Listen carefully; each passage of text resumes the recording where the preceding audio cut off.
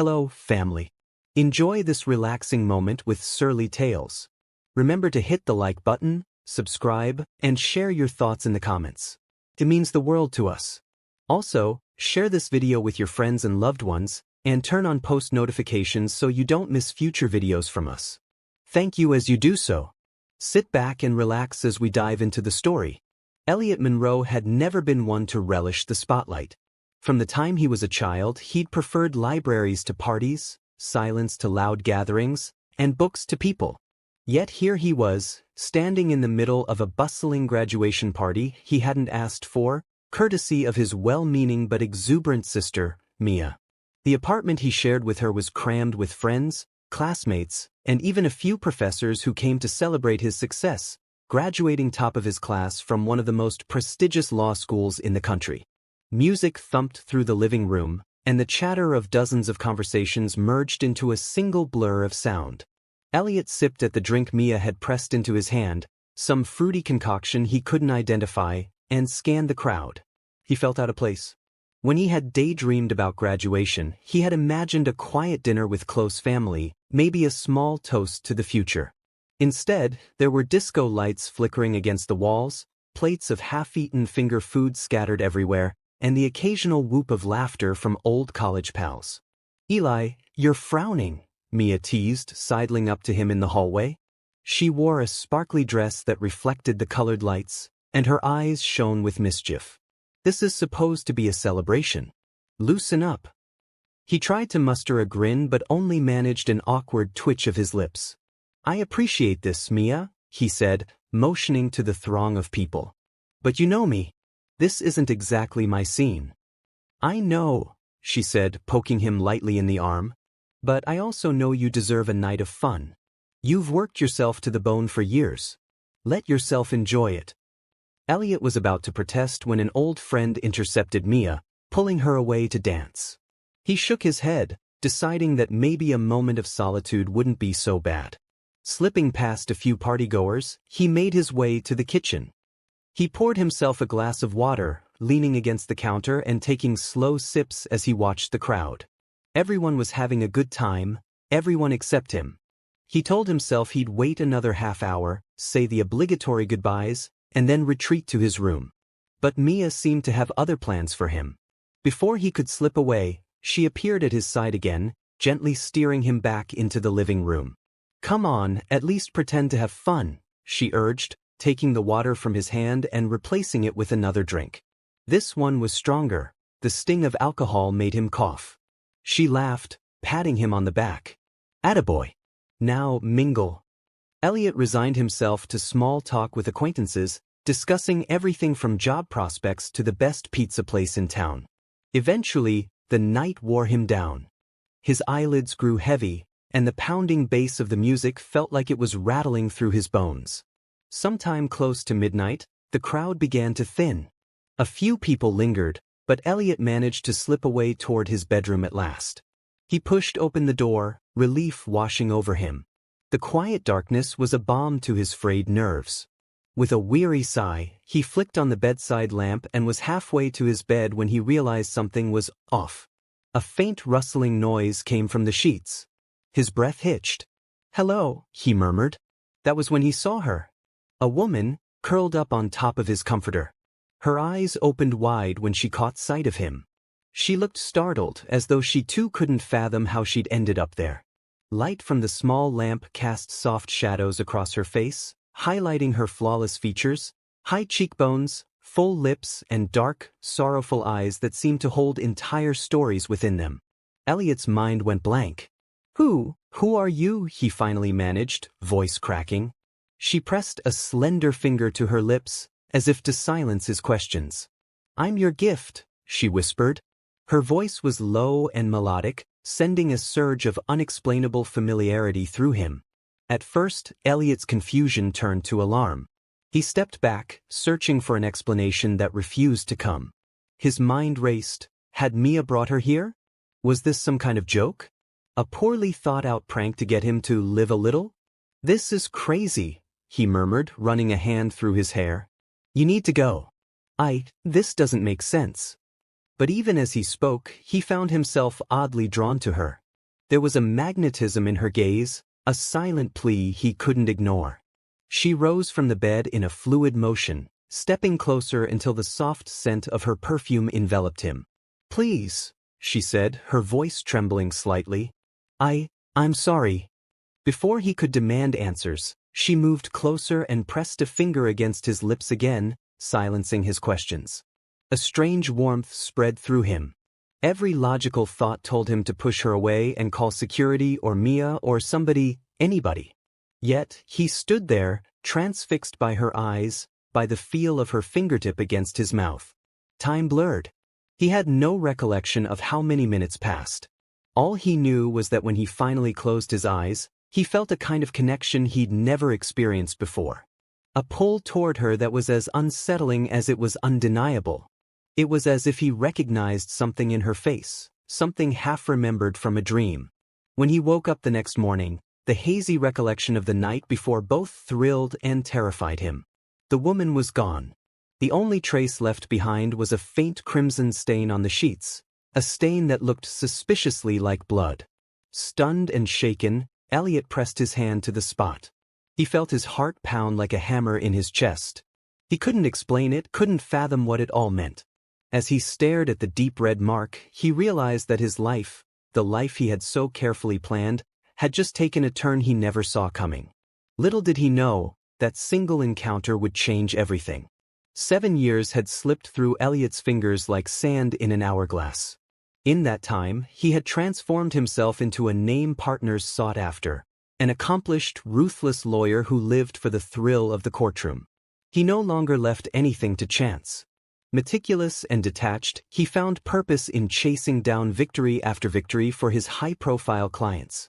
Not once did he allow his mind to linger on that strange night from years ago, a night that felt more like a fever dream or the result of too much alcohol.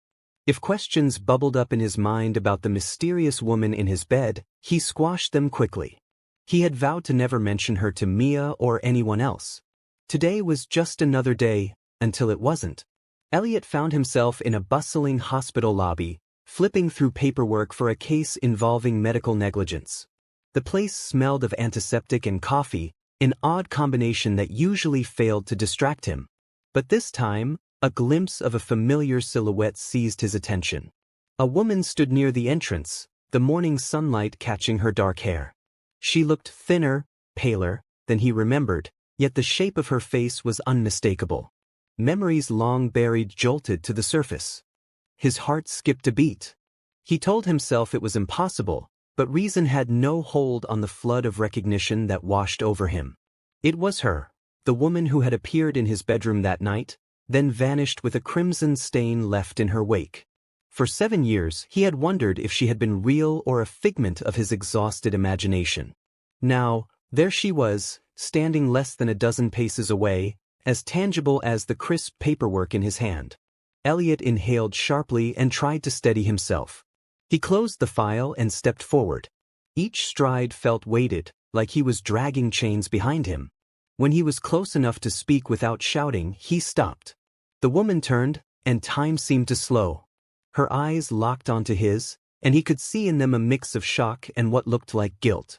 She took a faltering step backward, as if preparing to flee. "You," Elliot's voice came out as a rough whisper. He cleared his throat and tried again. "I remember you." Her reaction was immediate. Tears welled up in her eyes, and she pressed a trembling hand to her mouth. She whispered, "I never thought I'd see you again." Elliot searched her face for answers. 1,000 questions buzzed in his mind. Where had she gone? Why had she appeared in the first place? Before he could voice any of them, a small child, no older than 6 or 7, burst through the automatic doors and clung to the woman's arm. His hair was dark like hers, and his wide eyes darted nervously between them. "Mama," the boy said, voice quivering with both curiosity and fear. "Is that him?" Elliot froze. The word mama echoed in his head like a thunderclap. His gaze shifted from the woman to the child. The resemblance was uncanny, the delicate arch of his eyebrows, the slight dimple in his chin. Elliot's mouth went dry. He's your... Elliot could barely form the words. The woman swallowed, tears trickling down her cheeks. Elliot, she began, her voice ragged with emotion, meet your son. For a moment, the lobby noise faded into a dull roar in Elliot's ears. The world tilted on its axis, and he felt unsteady, like a man standing at the edge of a cliff. He wanted to deny it, to refute such a bombshell, but the boy's face made it impossible. He couldn't deny the hint of his own reflection staring back at him. How? He finally croaked, turning back to the woman. How could this? I'm sorry, she said softly. I never meant to keep him from you, but... He took a step forward, his hand shaking. The paperwork he'd been holding fluttered to the ground, forgotten. Tell me your name. The woman flinched, her cheeks coloring. She took in a shuddering breath. Celeste. Elliot's mind reeled. He'd never known her name until now. How absurd was it that he'd fathered a child with a woman whose name he only just learned? A tsunami of emotions crashed over him. Confusion, anger, fear, and an inexplicable sense of longing. He shifted his gaze to the boy, whose curious eyes darted between his mother and the stranger, searching for reassurance. Can we? Elliot's voice broke. Can we talk somewhere private? Celeste nodded, glancing around the busy lobby. Doctors and nurses brushed past, giving them cursory looks. Wordlessly, she led Elliot and the boy to a small waiting area around the corner, where a few plastic chairs lined the wall. The child clung to Celeste's sleeve, his little hand trembling. Once they were seated, Elliot tried to gather his scattered thoughts. He studied the boy more closely. Was he 6 or 7 years old? He realized that the timeline aligned uncannily with that night 7 years ago, his graduation. The pieces fit together in a way that left him both awestruck and terrified. Celeste, he said again, the name rolling off his tongue as if testing its weight. Please explain. Her lips parted, but no words came. Instead, tears streaked her face. She reached for her son, pulling him closer. His name is Luca, she managed, stroking the boy's hair. I didn't plan for him to meet you like this. Elliot inhaled, trying to quell the storm in his chest. But he's mine? Celeste's answer was a slow nod. Yes. Luca peered up at Elliot, then timidly extended a small hand. Hi, he said, his voice so soft that Elliot had to lean in. I'm Luca Monroe. Elliot's breath caught. The child bore his surname, though not by his choice, obviously. Instinctively, Elliot clasped the tiny hand. A bolt of inexplicable emotion surged through him. In that moment, he realized his life had irrevocably changed, yet again, because of Celeste. Why didn't you tell me? Elliot's voice was gentler now, though the anger simmered beneath the surface. Celeste swallowed hard, struggling to find the words. I wanted to. I wrote letters, but I was scared. After that night, everything happened so fast. Elliot shook his head, torn between fury at the secret she had kept and the strange, paternal protective urge that flared whenever he looked at Luca. He wanted answers, but the quiet fear in Celeste's eyes stopped him from unleashing his anger. Instead, he stared down at his son, feeling a tumult of regret, wonder, and longing all at once. Elliot. Celeste ventured, voice shaking. Please don't hate me. He pressed his hands to his temples, exhaling a shuddery breath. I don't even know what I feel right now. I just need to understand. The echo of those words hovered between them, a promise and a plea. Celeste's revelation felt like a ghost from the past stepping into the daylight, and for better or worse, Elliot could not turn away. Elliot stood in stunned silence as Celeste's confession continued to unravel in the hushed corner of the hospital waiting area. The fluorescent lights overhead hummed softly, creating a backdrop for the intense conversation echoing between them. Luca sat close to his mother, his small hand clutching her sleeve as if sensing the emotional storm swelling in the air.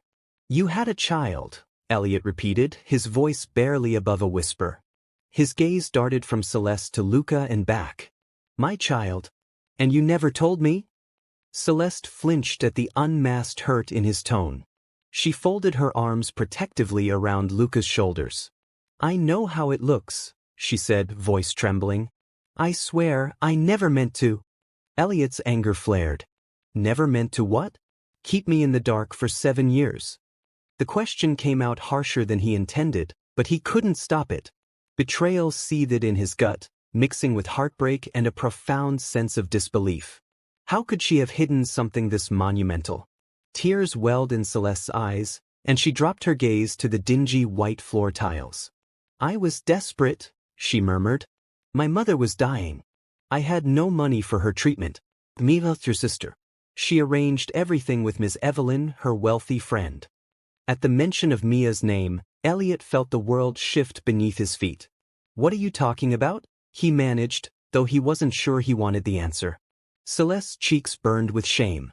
Your sister wanted you to celebrate. You were so distant, so closed off even back then. Ms. Evelyn offered me a deal, enough money to cover my mother's medical bills if I spent one night with you. Elliot's mind raced back to that night. Mia had all but forced him to stay at his own graduation party. She had pressed drinks into his hand and given him that sly smile. Could his own sister have orchestrated the bizarre scene that followed? Stop, he said hoarsely. You're telling me Mia was behind that? That she paid you to seduce me? Celeste shook her head, tears now streaming freely. I wasn't supposed to seduce you. I was supposed to be a companion for one night. Just a form of entertainment, I guess, so you'd lighten up. I don't think Mia meant any harm at first, but Miss Evelyn, she had different plans. She was the one who promised me more money if I slept with you. I was in such a bind, Elliot. My mother's life was hanging by a thread. Elliot's vision blurred at the edges. He could hardly believe what he was hearing. His own sister had manipulated his life in the most intimate, personal way possible. Anger boiled in his veins, but when he looked at Celeste, truly looked at her, he saw the guilt etched in every line of her face, the heartbreak in her eyes. And the pregnancy? Elliot pressed, voice low. That was just an accident? Celeste nodded, her voice cracking. I found out a few weeks later. I tried to contact Miss Evelyn, but she said we had both fulfilled our parts. She gave me the money, but she refused to help any further. I was terrified you'd take my child away if I told you, or that you'd accuse me of trying to trap you. Elliot let out a bitter laugh. Trap me? You had every reason to involve me if you wanted child support, or any of my so-called wealth. She winced at the acrid tone but pressed on. I couldn't face the possibility that you'd hate me or see me as a gold digger. And the moment my mother passed, I had no one else. I was alone, and Luca was all I had left. I decided to disappear. Silence stretched between them, heavy with unspoken pain. Elliot glanced at the boy, who was looking up at them with big eyes brimming with worry. The child had no idea what half of this conversation meant, yet he sensed the tension, the heartbreak. Elliot's chest tightened. Celeste cleared her throat. After that night, I never expected to feel anything. But Elliot, I did. I wanted to reach out to tell you, but every time I got close, fear kept me from following through. Elliot's anger, though potent, was slowly giving way to a stabbing sense of betrayal, one that encompassed not just Celeste but also Mia. His sister had orchestrated the entire scenario. And now, 7 years later, Elliot was coming face to face with the child he never knew he had. He needed to speak to Mia. Needed to see the look on her face when he confronted her with the truth. He struggled for words, finally settling on a question. Why are you here now? Celeste's tears resumed, and her shoulders quaked. Luca is sick, she whispered, glancing at her son. He has a rare blood condition. We tried different treatments, but nothing's been fully successful. The doctors say a direct blood transfusion from a biological parent with the correct markers could help. That's why I came looking for you. Elliot's knees almost buckled. The reason Celeste had reappeared was not to seek love or money. She was here to save their son's life. Something fierce and protective awakened in Elliot.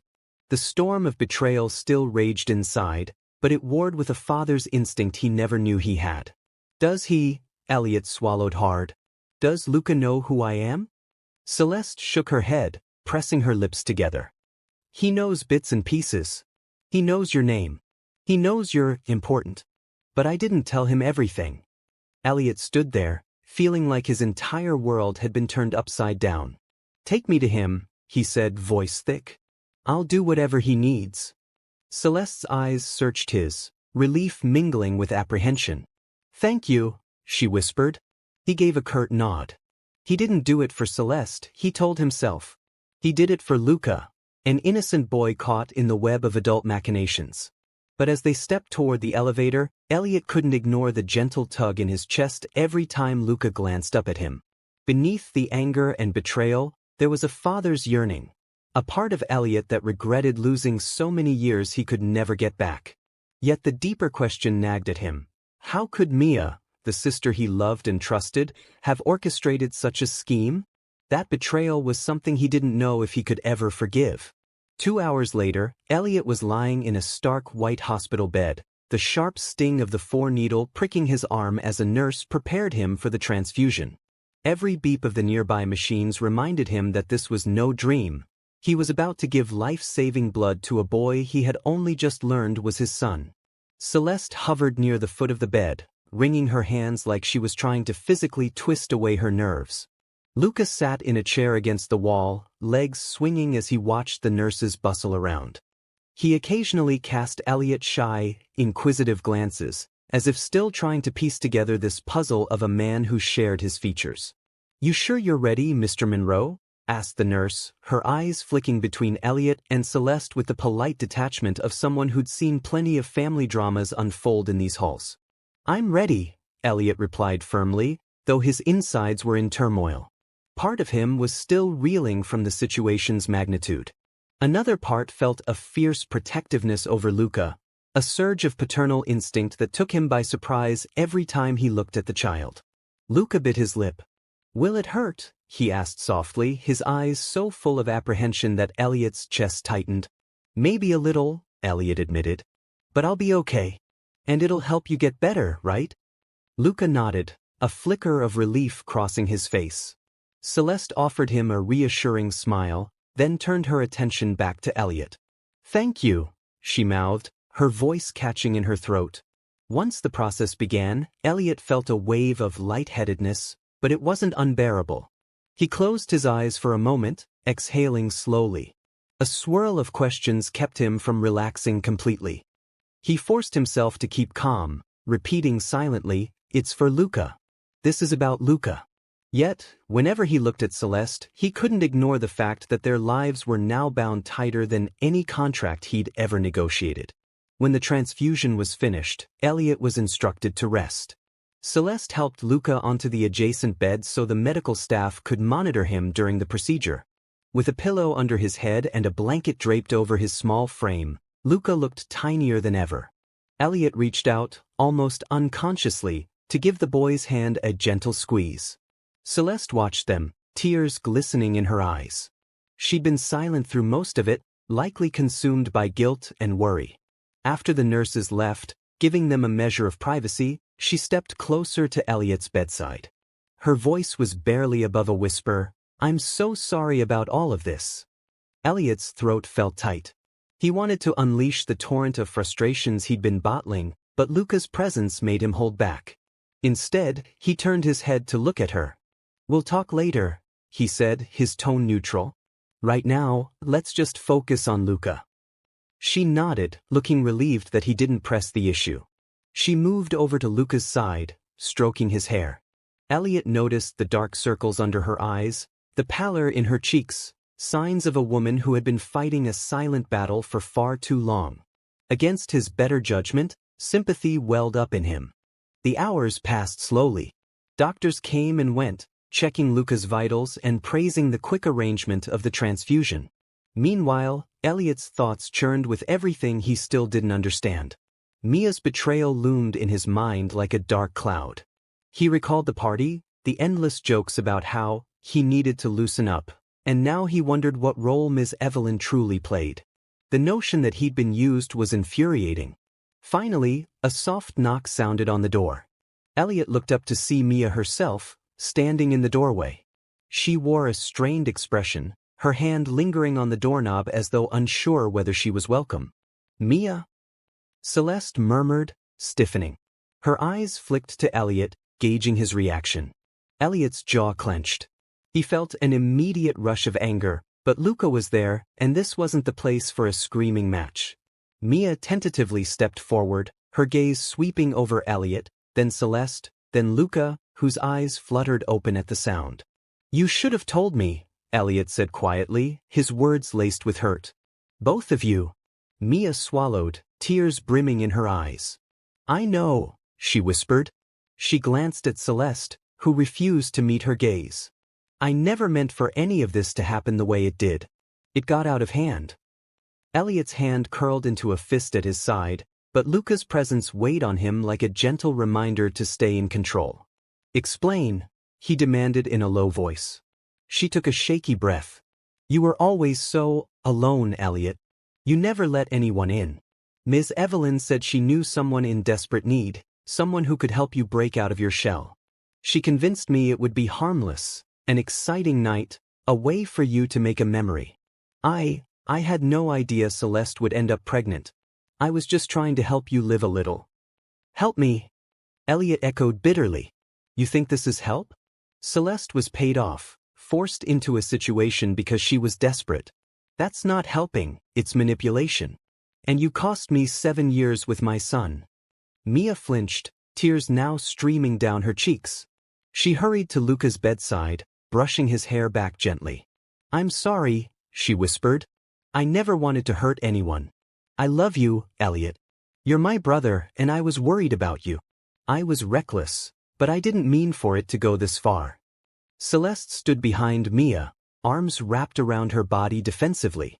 She wore a conflicted expression, anguish mingled with a touch of understanding. Elliot could see the toll this secret had taken on all of them. But his anger still simmered. This was bigger than just a misunderstanding. It was a betrayal with lifelong consequences. At that moment, Luca stirred and opened his eyes wider. "Are you fighting?" he asked softly, his innocence cutting through the tension. Elliot felt his heart twist. "No," he said, forcing a more gentle tone. "Just talking." Luca nodded, satisfied enough for the moment. Mia stepped back, tears still clinging to her lashes, and turned to Elliot. "I know I can't fix this overnight," she whispered. "But please don't shut me out. I'll do anything to make it right."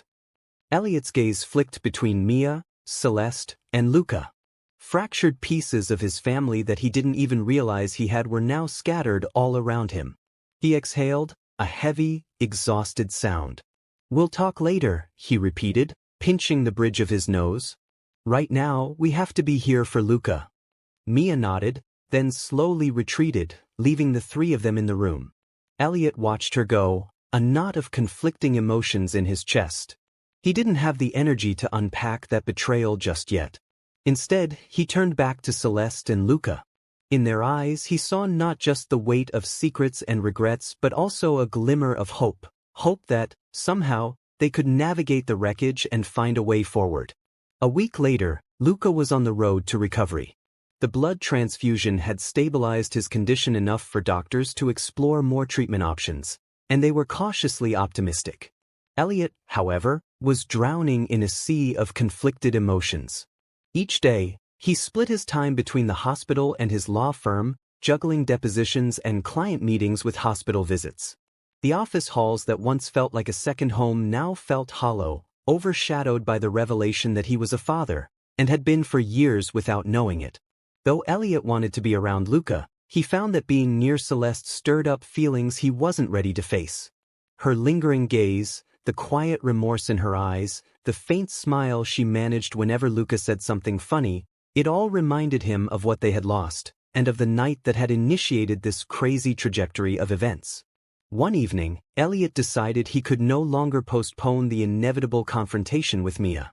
She had asked him repeatedly for a chance to explain further, to apologize in a setting less fraught than a hospital corridor. Reluctantly, he agreed to meet at her townhouse. The moment he stepped inside, a wave of nostalgia hit him, the same cinnamon-scented candles she'd always used, the photos lining the walls of them as kids. He even spotted a graduation picture. His graduation picture, taken on the very night everything changed. Mia's eyes were red-rimmed, and she fiddled nervously with a bracelet on her wrist. "Thanks for coming," she began, leading him to the small living room. She placed a cup of tea on the coffee table, but Elliot didn't touch it. He ran a hand through his hair, trying to remain composed. "Talk," he said curtly. Mia sank into an armchair, exhaling shakily. "I'm not sure where to start," she admitted. "I guess, from the beginning. Ms. Evelyn was an old family friend. She knew we didn't have much growing up, and she wanted to help me throw you a graduation party that you'd never forget. She also mentioned she had a friend, Celeste, who was in desperate need of money for her mother's hospital bills. She pitched it like it was a win-win. Celeste would get financial aid, and you'd have a memorable night with someone." She paused, gauging Elliot's reaction. He said nothing, so she continued. "I was young and impulsive, and I hated seeing how hard you pushed yourself without ever letting loose. I genuinely believed a night of excitement was what you needed. But as soon as I handed Celeste over to Ms. Evelyn, I sensed something was off. Ms. Evelyn wasn't just setting up a fun night. She was orchestrating. She trailed off, shame filling her features. "A betrayal," Elliot finished for her, voice cold. "A betrayal of my trust, and of Celeste's desperation." Mia swallowed hard. But by the time I realized it, it was already set in motion. And when Celeste turned up pregnant, Ms. Evelyn warned me to keep my mouth shut. She said if you knew, everything would unravel. She claimed she'd take care of Celeste and the baby's financial needs. But clearly, that didn't happen. Elliot laughed, a bitter sound that filled the cozy living room with tension. "So you decided to let me live in ignorance while my own child grew up without a father. That's your idea of taking care of it?" Tears pooled in Mia's eyes again. "I'm sorry. I was terrified. Ms. Evelyn was powerful, well-connected, and I was a broke student with no resources. She told me if I breathed a word, she'd ruin my life and yours. She even hinted she'd hurt Celeste. I didn't know what to do." Elliot wanted to scream, to punch something. Instead, he forced himself to think of Luca, of how sweet and innocent he was, how he played with the stuffed dinosaur Celeste had bought for him, how he tentatively reached for Elliot's hand whenever he walked into the hospital room. "You should have told me anyway," he said, his tone a quiet condemnation. Mia nodded, tears streaking her cheeks. "I know. And I can never undo the damage I've caused. All I can do is beg for forgiveness, or at least a chance to prove I'm still the sister who loves you." A heavy silence settled between them. Elliot closed his eyes, remembering a time when Mia was the only family he had, when she'd help him study late at night, or cheer him on during law school stress. It felt like that bond had shattered into 1,000 pieces. Could he ever piece it back together?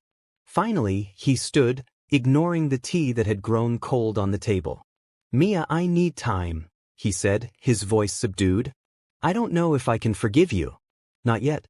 You and Ms. Evelyn, you changed my life in ways I can't even wrap my head around." She stood too, reaching for him. "Elliot." He stepped back. "Don't. I have to go." Without waiting for a response, he moved toward the door. Mia called after him, but he couldn't bear to look back.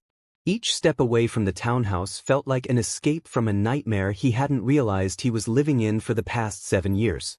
He hopped into his car, adrenaline coursing through his veins. He drove without a destination, eventually finding himself parked along a quiet street overlooking a park. There, he let the tears come, tears he'd been holding back since that first moment he saw Celeste in the hospital lobby with Luca at her side. He wasn't just crying for the betrayal, he was crying for the lost time, the father-son moments he'd never get back, and for the way life had blindsided him. Above all, he cried because, buried beneath the anger and hurt, he still felt something for Celeste, something that terrified him in its intensity. With trembling fingers, he pulled out his phone. He almost dialed Celeste's number but hesitated. What would he even say? "I'm sorry for everything that's happened, I want to be in Luca's life, and I still can't stop thinking about you?" It was a jumbled mess of emotions. He ended up tossing the phone onto the passenger seat instead, resting his forehead against the steering wheel. That was how he spent the next hour, alone, grappling with the truth that had broken him, and wondering how he could ever put the pieces of his life back together again. Over the next few days, Elliot threw himself into work. It was the only refuge he knew, drafting briefs, filing motions, and scouring case law for any advantage he could find for his clients. The structured world of legal battles felt safer than the emotional chaos waiting for him at every turn. Despite his efforts, though, he found his thoughts drifting back to Luca's shy smile, or the way Celeste's eyes lit up whenever the boy made a joke. If he was honest with himself, he craved a place in that little family unit, no matter how unorthodox its beginnings. Eventually, the unrelenting pull to see Luca again won out. Late one afternoon, Elliot stepped away from his desk, ignoring the mountain of paperwork. He made his way to the hospital. His pulse pounded with uncertainty. Would Celeste even want him around? Had he ruined his chance to be part of Luca's life by lashing out in anger? When he arrived, he found Luca's room empty. Panic flared in his chest until he asked a passing nurse, who informed him Luca had been moved to a general pediatric room since his condition had improved. Relief coursed through Elliot as he followed the nurse's directions down the hall. He found Luca propped up in bed, coloring with a set of crayons. Celeste was in a chair beside him, flipping through a magazine. A tray of half-eaten hospital food lay on a nearby table. She looked up when Elliot entered, and for a moment, their eyes met with a mixture of awkwardness and longing. She stood, smoothing down the wrinkles in her blouse. "Hi," she said softly, as if uncertain whether she had the right to greet him warmly. Elliot nodded. "Hi." He turned to Luca, putting on a tentative smile. "How are you feeling, buddy?"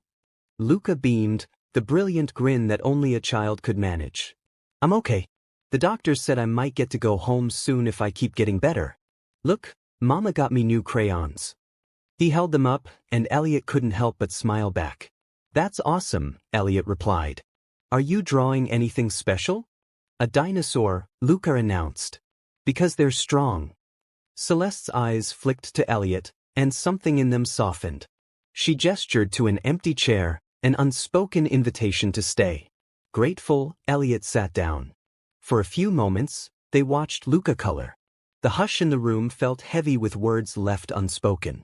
Finally, Celeste cleared her throat and spoke in a low voice, mindful of Luca's presence. "Thank you for coming. He's been asking about you." The confession tugged at Elliot's heart.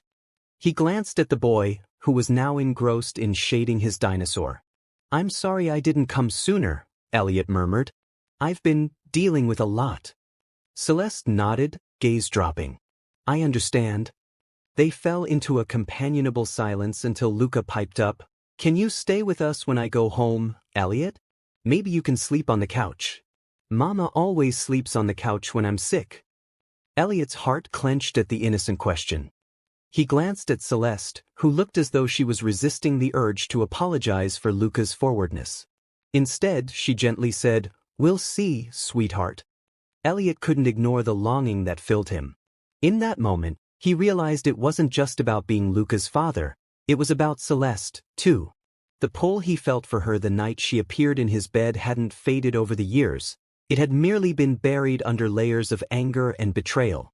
After the doctor arrived to check on Luca, Celeste and Elliot stepped out into the hallway to give the boy some space.